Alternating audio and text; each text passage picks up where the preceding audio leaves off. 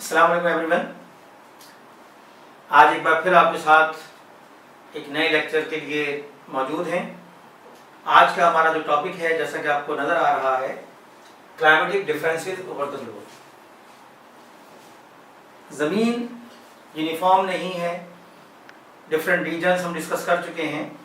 सबसे पहले हम देखते हैं कि किस तरह से डिफरेंसेस जो है वो हमारी समझ में आते हैं।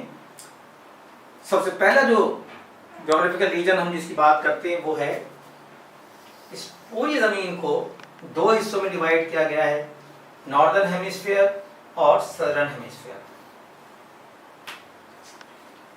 ज़मीन के सेंटर में 0 डिग्री इक्वेटर, इससे ऊपर का हिस्सा कहलाता है नॉर्दर्न हेमिस्फीयर और इससे नीचे वाला हिस्सा कहलाता है सदर्न हेमिस्फीयर। ये दो बड़े ज्योग्राफिकल रीजन्स हैं जिनकी ज्योग्राफिकल कंडीशन एक दूसरे से बिल्कुल मुख्तलिफ है।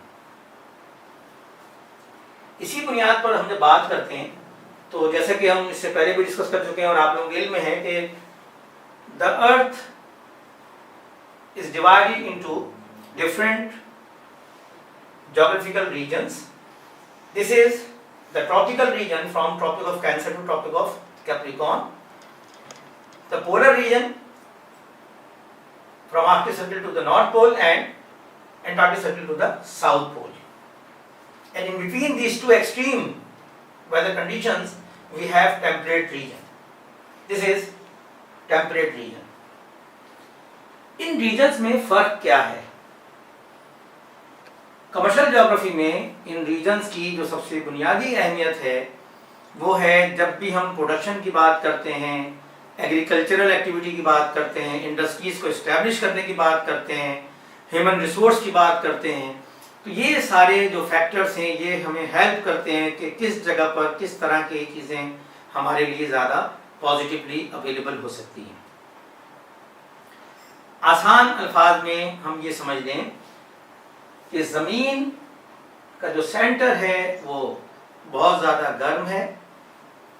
जैसे जैसे हम ज़मीन के सेंटर से ऊपर पोल की तरफ जाएंगे तो इंटेंसिटी ऑफ सोलर रेडिएशन जो है वो कम होना शुरू हो जाएगी। ट्रॉपिक वो मैक्सिमम डिस्टेंस है फ्रॉम द इक्वेटर जहाँ तक ये इंटेंसिटी बहुत ज़्यादा होती है और इसके बाद इसमें कमी आती है, यहाँ तक कि आर्कटिक सर्किल के बाद ये इंटेंसिटी ना होने के बराबर होती है और इलाका सारा ठंडा होता है। ये चीज़ आपको जहन में होनी चाहिए कि जब भी हम जिक्र करेंगे ट्रॉपिकल रीजन, जहन में आ जाएगा ट्रॉपिकल रीजन का मतलब क्या है, वो इलाके जो सारा साल गर्म रहते हैं या गर्म इलाके। Temperate region, they are not hot areas, not cold areas, mild to cool weather, ना बहुत शदीद सर्दी होती है और ना ही गर्मी होती है। इनके जो और सब डिवीजन हमने डिस्कस किए, इक्वेटोरियल रीजन एक अलग खुसूसियत का इलाका, ज़मीन का बिल्कुल सेंटर। इक्वेटोरियल रीजन वो इलाका जहाँ पर सारा साल गर्मी रहती है, मौसम एक जैसा रहता है, बारिशें होती रहती हैं, ख़ास किस्म की क्रॉप्स हैं जो इस इलाके में होती हैं जो किसी और इलाके में नहीं होती। इसी तरह से सब ट्रॉपिकल रीजन, स्पेशल एरियाज जहाँ पर we have observed and experienced 4 different seasons in a year। बाकी किसी भी जगह पर इतना मार्क्ड डिफरेंसेस के साथ ये 4 सीजन नहीं होते। Temperate region, the rich of natural resources, food resources का जो मेन सोर्स है हमारे पास वो ये टेम्परेट रीजन है जहाँ से मैक्सिमम हमें फूड रिसोर्सेज प्रोवाइड किए जाते हैं। इन तमाम ज्योग्राफिकल रीजन्स को और आसानी से समझने के लिए हम इस चार्ट की तरफ चलते हैं जो ये आपके सामने यहाँ मौजूद है। जैसे कि मैंने आपको बताया कि जब हम इक्वेटर से ऊपर की तरफ जाएंगे तो मौसम चेंज होना शुरू हो जाएगा। अच्छा, एक बात पहले समझ लें, नॉर्दर्न हेमिस्फीयर और सदर्न हेमिस्फीयर में जो एक अहम बात है वो ये है कि सूरज की शुआएं, सोलर रेज जो है वो पूरी दुनिया में एक साथ नहीं पड़ रही होती है।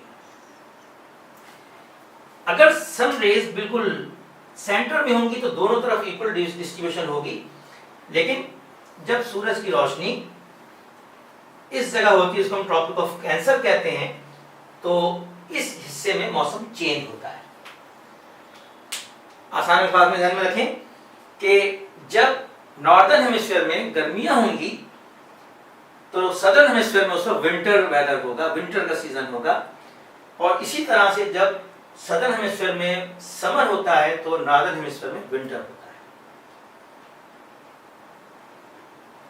यानी दिसंबर में जब हमारे यहाँ शदीद सर्दी का मौसम होता है तो उस वक्त ऑस्ट्रेलिया में जो कि सदर्न हेमिस्फीयर में है, या साउथ अफ्रीका में जो कि सदर्न हेमिस्फीयर में, तो वहाँ पर इस वक्त गर्मी का मौसम होता है। इस चीज़ को हम समझते हैं इस टेबल की मदद से। पहले तो ये समझते हैं कि जो मैंने इसमें कलर लिए हैं, दुनिया में क्लाइमेट के लिहाज से, टेम्परेचर के लिहाज से किस तरह से एरियाज को डिफ्रेंशिएट किया जाता है। जो बहुत गर्म इलाके हैं आमतौर पे 31 degree centigrade and above very hot areas कहलाते हैं।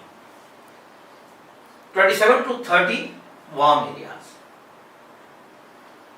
23 to 36 वो इलाके हैं कि जहां पर वार्म है लेकिन गर्मी की शिद्दत है बहुत ज्यादा, आगे गर्मी नहीं बढ़ती। Temperature you have seen temperature 23 to 26, बहुत ही क्लोज कॉल है टेम्परेचर की।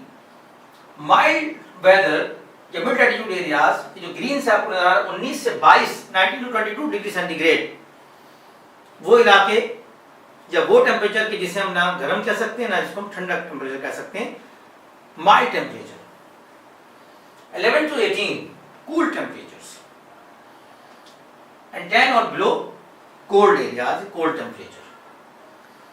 तो इस बेसिस पर जब हम टेम्परेचर्स की बुनियाद पर जब हम एरियाज को डिस्ट्रीब्यूट करते हैं तो दिस इज इक्वेटर, ये इक्वेटर है। और इक्वेटर पर मैंने जो एक कंट्री सिलेक्ट की, पोंटियानेक, इंडोनेशिया का एक शहर है जो कि इक्वेटर पर है।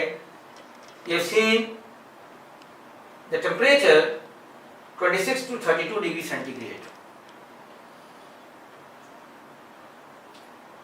हम पहले जून की बात करें फिर हम दिसंबर की बात करेंगे तो आपको आसानी होगी। हमें ये पता है कि नॉर्दर्न हेमिस्फीयर में जून में गर्मियां होती हैं। Let's start with the tropic of cancer. Tropic of cancer पे जो टेम्परेचर की रेंज है मिनिमम मैक्सिमम 27 से 41 एंड यू सी 24, 38, 18, 26, 11, 21, 5 to 10। जैसे जैसे आप दूर जाएंगे, as you go away from equator towards the pole, you have see a decrease in daily temperatures. In the same way, you see in December. दिसंबर में अच्छा इसी तरह से अगर आप जून में इस तरफ आ जाए नीचे, जहां मैंने आपसे बात की कि जब हमारे पास यहाँ समर है तो उस वक्त सदर्न हेमिस्फीयर में विंटर है। You see temperature at tropic of capricorn 17 to 22, sub tropical 5 to 16। I have selected Victoria in Australia and 1 to 10 at Cromwell, New Zealand. You have seen 1 to 10 degree centigrade at 45 degree latitude. The temperature is going to decrease when you go away from the equator. इसी तरह से जब आप दिसंबर में देखते हैं तो जाहिर है सर्दियों का मौसम है हमारे यहाँ, तो ट्रॉपिक ऑफ कैंसर पे जो टेम्परेचर है वो 18 to 27 है। 18 कूल टेम्परेचर। उसके बाद जैसे हम ऊपर जाते हैं एट सब tropical region temperature 5 to 20 degree centigrade, mid latitude पर -2 to 7 डिग्री सेंटीग्रेड, और सब पोलर रीजन जो हमारे पास है -4 to 1 degree centigrade, and in polar region we have seen -4 to 1 degree centigrade at 69 degree latitude. The same way in southern hemisphere in December when we observe winter, you have seen here at tropic of Capricorn temperature is 21 degree to 38 degree centigrade. Very hot temperatures they observe in December at tropic of Capricorn. At subtropical belt, we have seen 17 to 33 degree centigrade, which is again hot temperature. और जैसे हम दूर जाएंगे temperature जो कम होना शुरू होते हैं 10 to 22 degree centigrade at mid latitude. यानी अब आप ये समझ लें कि जो कंट्रीज इक्वेटर पर हैं वहां पर पूरे साल गर्मी होती है, एक ही जैसा मौसम होता है। अगर हम इनको मैच करें अब इन दोनों के टेम्परेचर को, इसके साथ हम एक चीज और डिस्कस करते हैं, डे लेंथ। इक्वेटर पर नॉर्मली दिन और रात तकरीबन बराबर होते हैं, और जैसे जैसे हम ऊपर जाएंगे दिन और रात का ये जो डिफरेंस है ये बढ़ता चला जाएगा। जैसे कि आप यहाँ पे सिर्फ देख लें, इक्वेटर पर temperature 26 to 32 degree centigrade in June, और in December 26 to 31 degree centigrade. There is no change in temperature in June और in December। दोनों सूरतों में तकरीबन एक ही जैसा मौसम है इक्वेटर पे। डे लेंथ देखें अगर आप 11:47, 12:27, तकरीबन 12 घंटे का दिन। And as we go away from equator towards the pole, the day length we have seen going to increase 11:47, 13:21, 14:23, 15:36, 18:49, and within the polar region at 69 degree latitude we have seen the whole day 24 hours day। और इसी तरह से जब हम दिसंबर में देखते हैं तो जैसे आप खुद जानते हैं कि सर्दियों में दिन छोटा और रातें बड़ी हो जाती हैं। ये फिनोमिना इसी तरह से है कि इक्वेटर पर तकरीबन बराबर, जैसे जैसे आप इक्वेटर से दूर जाएंगे तो डे लेंथ कम होती चली जाएगी और नाइट जो है ज़्यादा बड़ी होती चली जाएंगी। ये आपको नजर आ रहा होगा, ट्रॉपिक पर 10:49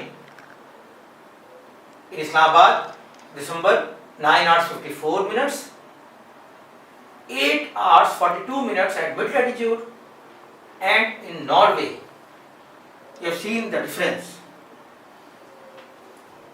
In June the day length is 18 hours 49 minutes, about 19 hours day, and in December the day length is about 5 hours 53 minutes.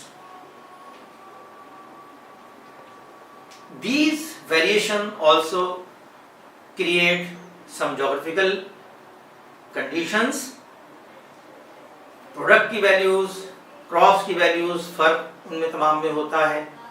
और यकीनी तौर पर ये सारी चीज़ें मिलकर हमारी हेल्प करती हैं जब हम डिस्कस करते हैं, कॉन्सेप्ट क्रिएट करते हैं, एनालाइज करते हैं डिफरेंट प्रोडक्शन बेस्ड वैल्यूज़ को। Thank you.